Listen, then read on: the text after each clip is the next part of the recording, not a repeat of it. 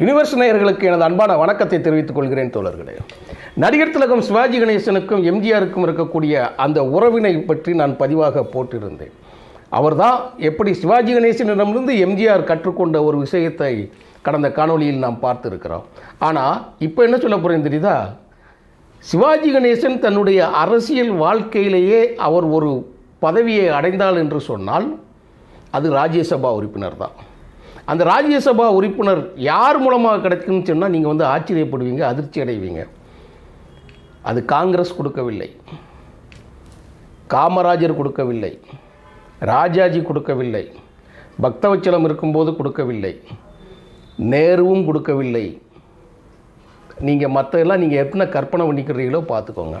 ஆனால் கடைசி வரை சிவாஜி கணேசனோட திரைப்படங்களில் எல்லாமே பார்த்தீங்கன்னா நேரு படம் இருக்கும், காந்தி படம் இருக்கும், காமராஜர் படம் இருக்கும்.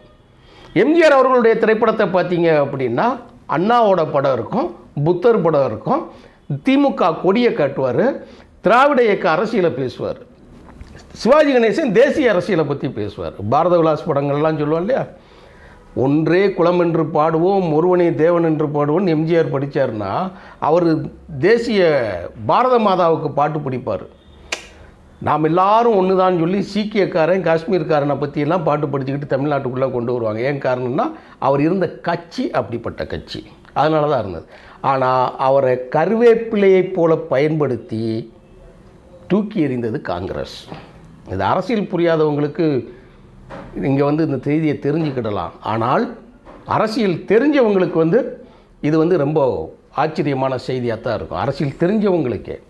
ஆனால் எம்ஜிஆரோட வளர்ச்சி எவ்வளோ தூரம் திராவிட இயக்க அரசியலில் அண்ணா வளர்த்தெடுத்து கூட்டிகிட்டு போனார் அவங்கள. காமராஜர் என்ன செஞ்சார்? அவரை தவிர எவரும் வளர்ந்தது கிடையாது. இதை நம்ம உண்மையை சொன்னால் பல பேர் வருத்தப்படுவாங்க. காமராஜரை எப்படி சொல்லிட்டீங்க வச்சுட்டிங்கன்னா, அரசியலாக தான் நான் சொல்கிறோம். அவர் சட்டத்திட்டங்கள் மூலமாக, அரசியல் அதிகாரங்கள் மூலமாக தந்தை பெரியாரின் வழியாக சாதனை செய்தது உண்டு, அதை நம்ம இல்லைன்னு சொல்ல முடியாது. ஆனால் அரசியலில் இல்லாத போது தன்னோடு பயணித்த யாரை அவர் வளர்த்து விட்டுருக்கிறார்னு சொல்லி கேட்டிங்க அப்படின்னா, மிட்டார்களையும் மிராசுதார்களையும் பண்ணையார்களையும் ஜமீன்தார்களையும் தான் காமராஜர் வளர்த்து விட்டுருப்பார். அண்ணா யாரையெல்லாம் வளர்த்து விட்டாருன்னு கேட்டால், அன்றாட மாட்டு வண்டி ஓட்டுறவன், கூலி தொழிலாளி, மூட தூக்குறவன், பேச தெரிஞ்சவன், அத்தனை பேர்த்தையும் வளர்த்து விட்டுருப்பாங்க. நீங்கள் தான் ரெண்டுக்கும் உண்டான வித்தியாசத்தை பார்க்கணும். ஆனால் காமராஜரை ஏழை பங்காளன், ரொம்ப ஏழ்மையானவர், அவர் எதுவுமே சொத்து சேர்க்கலன்னு சொன்னேன். அதனால தான் கடந்த காணொலிகள் நான் இன்னொரு காணொலியில் நான் போட்டிருக்கிறேன், சவால் விட்டுருக்கிறேன். அண்ணாவின் வாழ்ந்த வீட்டுக்கு பல முறை போய் அந்த படியை தொழுதவன் என்கிற முறையில் நான் சொல்கிறேன். அண்ணாவின் வீடும் காமராஜரின் பங்களாவும் வேறு வேறானது. நல்லா சொல்கிறேன், அண்ணாவின் வீடும் குடிச்ச மாதிரி தான் இருக்கும். ஒரு சின்ன வீடு, ஒரு சந்துக்குள்ளே இருக்கும், நுங்கம்பாக்கத்தில் இருக்குது. தினமும் போவேன், நான் சொல்லியிருக்கேன், அந்த பாதை வழியாக தான் நான் போவேன் நான். ஆனால் காமராஜரின் பங்களா இன்றைக்கும் இருக்குது, அங்கே ஃபுல்லாக தீநகரில் இருக்குது, பிரம்மாண்டமான பங்களா இருக்குது, நினைவில்லாமல் இருக்குது. அதை யாரும் ஒன்றும் மறைக்க முடியாது. இதை அப்படி தான் சிவாஜி கணேசன் அவர்களுக்கு நடந்தது. ஏன் சிவாஜி கணேசனுக்கு இந்த கண்ணதாசனுக்கு இந்த நிலைமையான்னு சொல்லி ஒரு செய்தி போட்டிருக்கோம் இல்லையா? சிவாஜி கணேசனுக்கும் ராஜ்யசபா உறுப்பினர் வாங்கி சொல்கிறார். எப்படி, யார் இந்த சிவாஜி கணேசன்? அவருக்கு பெரிய விளக்கம் சொல்லணும்னு அவசியம் இல்லை. புரியாத இளைய தோழர்களுக்காக இந்த செய்தியை சொல்கிறேன். தெரிந்த தோழர்கள் இதை கடந்து விட்டுருங்க. என்னடா இதை செய்தியை சொல்கிறாங்கன்னு மாதிரி சொல்கிறாங்க. இந்த சிவாஜிங்கிற பேர் இருக்கு இல்லையா, இந்த சிவாஜிங்கிற பேரை சிவாஜி கணேசனுக்கு கொடுத்தது யார் தெரியுமா? தந்தை பெரியார். பெரியார் திரைப்படங்களை வெறுக்கிறவர், பெரியார் நாடகத்தனங்களை வெறுக்கிறவர். அவர் கூத்தாடிகளையும் கும்மாளங்களையும் கொட்டடிக்கிறத ஆடுறதையும் விரும்பாமல் போராட்டமும் மறியலும் ஆர்ப்பாட்டமும் புரட்சியை மட்டுமே ஆதரிக்கிறவர் பெரியார். ஆனால் அவர் ஒரு நாடகத்துக்கு வந்தார். அந்த நாடகத்தை எழுதியவர் யார்? பேரறிஞர் அண்ணா. நல்லா கவனிங்க பாருங்கள் எவ்வளவு. அண்ணாவின் நாடகத்தை பார்ப்பதற்காக தந்தை பெரியார் அங்கே வாரார். சிவாஜி கண்ட இந்து ராஜ்யம் சொல்லி சமூக நீதி அடிப்படையில், சமூக மாற்றத்தின் அடிப்படையில் அவர் என்ன பண்ணுறாருன்னா ஒரு நாடகத்தை கொண்டு வர்றாரு. அந்த நாடகத்தில் பார்த்து அதில் சிவாஜியாக நடித்த யாரா நடிக்க பேர் என்னன்னு சொல்லி கேட்குறாரு. அது பேர் கணேசன்கிறாப்புல. கணேசனா அப்படின்னு சொல்லிட்டு மேடையில் போய் வாழ்த்த போகும்போது பெரியார் சொல்கிறாரு, தம்பி விசி கணேசன் நடித்த இந்த காட்சியை பார்த்தேன், அவர் சிவாஜியே நேரில் வந்தது போல் இருந்ததுன்னாரு. அது ஒரு மறுமலர்ச்சி நாடகம். அது சமூக நீதி நாடகம், இந்து சமயத்தில் இருக்கக்கூடிய அழிவற்ற ஒரு மூட நம்பிக்கைகளை பற்றின ஒரு கதை. அது அந்த கதையில் நடித்த விதத்தை பார்த்து மிரண்டு போன சிவாஜி தந்தை பெரியார் அவர்கள் சிவாஜி கணேசனுக்கு நீ இன்னையிலிருந்து நீ கணேசன் இல்லைப்பா சிவாஜி கணேசன் சொல்லி சொன்னார். பெரியார் கொடுத்த பட்டம்தான் கணேசன் சிவாஜி கணேசனாக அறியப்பட்டார். அந்த பட்டம் கொடுத்ததே பெரியார் அவர். அப்போ திராவிட இயக்கத்தோட தொடர்பு இருக்கா? அண்ணா தான் சிவாஜி கணேசனை வந்து நடிக்கிறதுக்கு உள்ளே கொண்டு வரார். யார் மூலமாக? KR ராமசாமி மூலமாக. அது யார் மூலமாக நடந்தேறுது?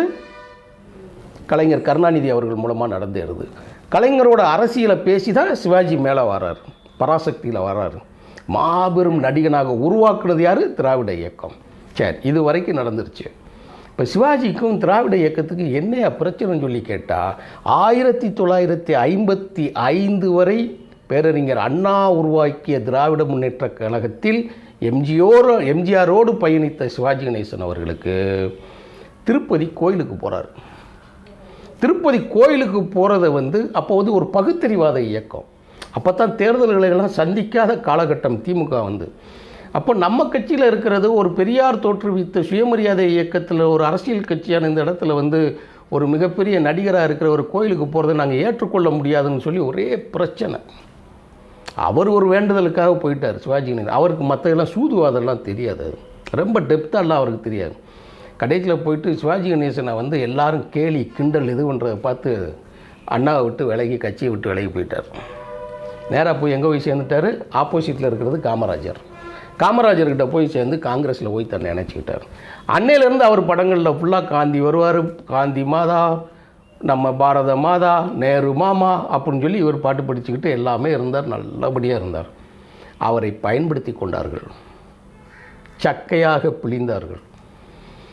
அவரை பல்வேறு நாடகங்கள் நடித்து இந்திய தேசியத்துக்கான வசூல்களை அவர்கள் பெற்றுக்கொண்டார்களே தவிர பேரறிஞர் அண்ணா, எம்ஜிஆரை, SSRஐ, KR ராமசாமி அவர்களை இன்னும் இன்னும் இன்னும் இன்னும் தன்னோடு பயணித்தவர்களை எல்லாம் கவுன்சிலராகவும் நகர சபைகளாகவும் ஊராட்சிகளிலும் உள்ளாட்சிகளிலும் MLAவாகவும் கடைசியில் மந்திரிமார் வரைக்கும் அழைத்து சென்றார்.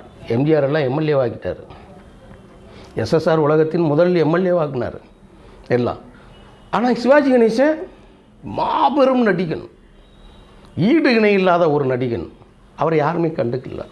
அவங்களுக்கு வந்து என்னென்னா ஆளுங்கட்சியாக இருக்கு இல்லையா, ஒன்றியத்தில் டெல்லியில் காங்கிரஸ் கட்சி ஆட்சி, நேரு மாமா இருக்கிறாரு, அப்புறம் இந்திரா காந்தி அவங்க வராங்க. ஆனால் இப்போது அந்த சின்ன பதவி கூட கிடைக்கல. இதை யோசிக்கிறார் எம்ஜிஆர். அதுதான் நம்ம நல்லா யோசிக்கணும். நீங்கள் வந்து யாரால் யார் தன்னிடம் இருக்கக்கூடிய அதிகாரம் தனக்கு ஒரு அதிகாரம் என்று வருகிற பொழுது அப்போ தான் கூட இருக்கிறவங்கள வளர்த்து விடுவாங்க. கூட இருக்கிறவன் யாருங்கிற உண்மை எப்போ தெரியும் தெரியுமா? தனக்கான அதிகாரம் வரும்போது அவன் என்ன செய்கிறான் அப்படிங்கிறது தான் பார்க்குறாரு. இப்போ ஒரு சம்பவம் வருது, அதைத்தான் நான் சொல்ல போகிறேன். எல்லோரும் நினைப்பாங்க இந்திரா காந்தி அவர்கள் தான் சிவாஜி கணேசனுக்கு வந்து ராஜ்யசபா கொடுத்தாருன்னா அத்தனை ஆண்டு காலம் ஆட்சி செய்த காமராஜர் அவர்கள் ஏன் சிவாஜி கணேசனுக்கு கொடுக்கல? கேட்போம்ல அதை. ஏன்னா எம்ஜிஆர் சட்டமன்ற உறுப்பினர் ஆகிட்டார்ல, கூட இருக்கிற எல்லாம் அத்தனை பேர் ஆகிட்டாங்களே, இவங்களுக்கே நீங்கள் செய்யலை. நீங்கள் கேட்டால் நாங்கள் கூத்தாடிகளை செய்ய மாட்டோம் அப்படிங்கிற மாட்டோம்னு சொன்னீங்கன்னா அப்போ நீங்கள் யாரை செஞ்சீங்க? அப்போ இதுக்கு அவங்கள கட்சியில் சேர்க்குறீங்க? அவங்களுக்கு என்ன பதவிகள் கொடுக்குறீங்க? ஆனால் அப்போயே டெல்லி அரசாங்கத்தில் யார் யாருக்கிற புள்ளி ஓரங்களை கூட என்ன சொல்ல முடியும்? ஏன்னா பாயிண்ட் தாண்டி போயிடும். ஒரு 12 நிமிடம் 13 நிமிடத்துக்குள்ளே முடிக்க வேண்டி இருக்கிறது நான் சொல்கிறேன். இந்த நேரத்தில் என்ன நடக்குது அப்படின்னு சொல்லிக்கிட்டா எம்ஜிஆர் முதலமைச்சர் ஆகிட்டார். அவர் 55லேருந்து அப்புறம் வந்து காமராஜரோடு இணைந்து அப்புறம் காமராஜர் 1975 மறைந்த பிறகு அவர் காங்கிரஸில் சேர்றாரு. காங்கிரஸில் வந்து மூப்பனாரோட முரண்பட்டு அவர் வந்து கடைசியில் 1987 எம்ஜிஆரின் மரணத்திற்கு பிறகு ஒரு தனிக்கட்சி துவங்குறாரு. அந்த தனிக்கட்சிக்கு துவங்கினதுக்கு பிறகு விபி சிங்கோட சேர்ந்து ஜனதாதளுக்குன்னு ஒரு இதை ஆரம்பிக்கிறார். அவருடைய அரசியல் வாழ்க்கை இப்படியெல்லாம் போயிட்டுருக்கு. ஆனால் எந்த அரசு பதவிகளுக்கு அவரால் வர முடியும், அதை வாங்கி கொடுத்தவர் எம்ஜிஆர். சரி, இதுக்கு என்னையா சொல்கிற? நீ எப்படி இந்திரா காந்தி தானே காங்கிரஸில் சேர்ந்தவுடனே கொடுத்தாரு, அதுக்கு போய் எம்ஜிஆர் என்ன போய் சொல்கிறீங்க? அதைத்தான் காட்ட போகிறேன். காட்டிட்டு நான் உங்களுக்கு சொல்கிறேன். இதை யார் வேண்டுமானாலும் மறுக்கலாம். நான் பெரியாரின் இருதயத்தை பற்றியே நான் காணொலிகளில் நான் போடுறதுக்கு சொல்ல போகிறேன். நாளை மறுநாள் வரும், 2 நாளில் அது பதிவேற்றம் ஆகும் அப்படின்னு நான் சொல்கிறேன். நான் என்ன சொல்கிறேன் பாருங்கள். 1982ஆம் ஆண்டு பிரபல இந்தி நடிகர் மறைந்த சுனில் தத் அவர்களின் மனைவி பிரபல இந்தி நடிகை நர்கிஸ் தத் இப்போ இறந்துடுறார். உங்களுக்கு மூலம் எதை காட்டிடுறேன் பார்த்துக்கோங்க. இந்த இருக்குல்லையா, அதுதான் இந்த பக்கம்தான் செய்தி. அது இந்த செய்தியைத்தான் நான் சொல்கிறேன். பக்கம் 265 266 இதில் முழுமையான டீட்டெயில் இருக்குது. அதில் நான் சொல்கிறேன் என்ன இருக்குன்னு பாருங்கள். இப்போ சுனில் தத்தோட மனைவி இறந்துடுறாங்க, நர்கிஸ் தத். அவங்க ஏற்கனவே ராஜ்யசபா உறுப்பினராக இருந்தாங்க. இப்போது கலைக்காக கொடுக்கப்பட்ட ஒரு ராஜ்யசபா ஒதுக்கப்பட்ட சிறப்பு உறுப்பினர் பதவி காலியாகுது. காலியான உடனே எம்ஜிஆர் நினைக்கலாம், அப்போ கூட்டணியில் இருக்கிறாங்க 82 இப்போ யார் என்ன நினைக்காரு தெரியுமா? இந்தியாவில் எத்தனை மாநிலங்கள் இருக்குது, இந்தியாவில் முழுவதும் ஆளுங்கட்சியாக இருக்கக்கூடிய காங்கிரஸ் தான் நினைத்தால் மறுநாள் ஆட்சியை கலைச்சி விட முடியும்.